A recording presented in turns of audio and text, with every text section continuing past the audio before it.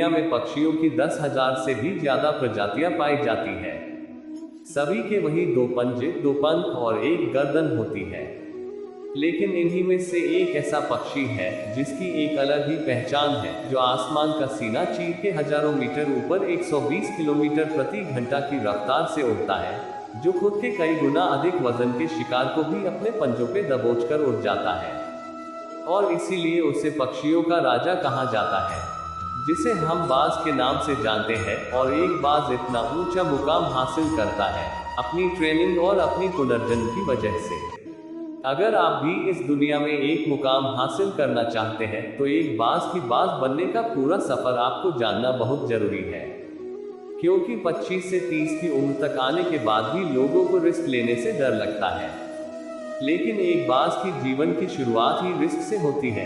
जिस उम्र में बाकी पक्षियों के बच्चे सिर्फ चीं चीं करना सीखते हैं, उस उम्र में एक मादा बाज अपने बच्चों को पंजों में दबोचकर हजारों मीटर आसमान की ऊंचाइयों में उड़ जाती है, उसे ये बताने के लिए कि तेरा जन्म आसमान का सीना चीर के सबसे ऊपर उड़ने के लिए हुआ है, तेरा जन्म पंछियों का बादशाह बनने के लिए हुआ है। जमीन से हजारों मीटर ऊपर ले जाकर मादा बाज अपने पंजों से उसे छोड़ देती है, और यहीं से शुरू होती है उसकी हाई रिस्क ट्रेनिंग। वो चूजा जमीन की तरफ तेजी से गिरने लगता है, थोड़ा नीचे आता है तो उसके पंख खुलने लगते हैं, नीचे आते आते वो अपने पंख फड़फड़ाने लगता है। लेकिन वो अभी तक उड़ना नहीं सीखा है। वो जमीन से कुछ ही ऊपर होता है, ऐसा लगता है कि कुछ ही सेकंड में उसका जीवन समाप्त हो जाएगा। लेकिन अचानक एक पंजा उसे अपने गिरफ्त में लेता है और वापस आसमान में उड़ जाता है। वो पंजा होता है उसकी माँ का, जो उसके पीछे उड़ रही थी। उसकी ये ट्रेनिंग तब तक चलती रहती है जब तक वो उड़ना नहीं सीख जाता है। इतनी हाई रिस्क ट्रेनिंग होने के बाद इस दुनिया को एक बाज मिलता है। बारिश के वक्त जब सारे पक्षी आश्रय की तलाश करते हैं, तब यही बाज उसी बारिश में आसमान को चीरते हुए ऊपर निकल जाता है और बदल से कहता है, तू बरस ले कितना बरसेगा, और फिर नीचे आकर चैलेंज करता है। एक बाज की उम्र लगभग 70 साल होती है। जब वह 40 साल का होता है तब एक परेशानी उसकी जिंदगी में मौत बनकर आती है, जो आपकी परेशानियों की तुलना में बहुत बड़ी होती है। क्योंकि 40 साल की उम्र में बाज की चोंच इतनी मोड़ जाती है कि उसे शिकार निगलने में बहुत परेशानी होती है। उसके पंख भारी हो जाते हैं, छाती से चिपकने लगते हैं, जिससे उड़ना बहुत मुश्किल हो जाता है। उसके पंजे लंबे और लचीले हो जाते हैं, जिससे वो शिकार को सही से नहीं पकड़ पाता। अब उस बाज के पास सिर्फ 3 रास्ते होते हैं। 1, वो अपने शरीर त्याग सकता है। 2, गिद्ध की तरह छोड़े हुए भोजन पे निर्भर हो जाए। और 3, सबसे कठिन और पीड़ादायक रास्ता, अपने आप को पुनः स्थापित कर फिर से आसमान का सीना चीर कर उड़ने का।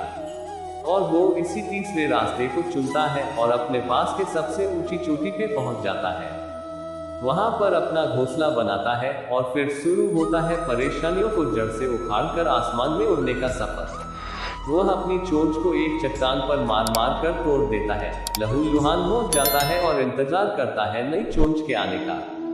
उसके बाद अपनी नई चोंच से अपने पंजों को काट देता है और फिर इंतजार करता है नए पंजों के उगाने का। उसके बाद वह अपने एक एक पंख को अपने शरीर से अलग करता है और फिर इंतजार करता है नए पंख उगाने का। और इस प्रक्रिया में उसे समय लगता है पूरे 5 महीने का। इन 5 महीनों की कड़ी तपस्या से एक बाज का पुनर्जन्म होता है। वो फिर से तैयार हो जाता है आसमान का सीना चीरकर उड़ने के लिए। जो 3 रास्ते बाज के पास थे, वही 3 रास्ते आपके पास होते हैं। लेकिन कुछ लोग पहले रास्ते को चुनते हैं और परेशानियों के तले दबकर सुसाइड कर लेते हैं। ज्यादातर लोग दूसरे रास्ते को चुनते हैं। वो परेशानियों का बोझ पड़ते ही अपने लक्ष्य को छोड़कर एक नॉर्मल लाइफ जीने लगते हैं। और कुछ वो लोग भी होते हैं जो इस परेशानियों को लात मारकर अपनी मेहनत के दम पर बाज की तरह आसमान की बुलंदियों को छूते हैं।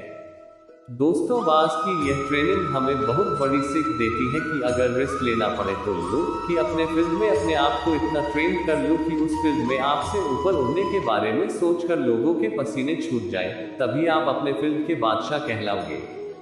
अगर आपको ये कहानी अच्छी लगी तो लाइक करें, शेयर करें, कमेंट करें और हमारे चैनल को सब्सक्राइब करें। आपका दिन मंगलमय हो। धन्यवाद।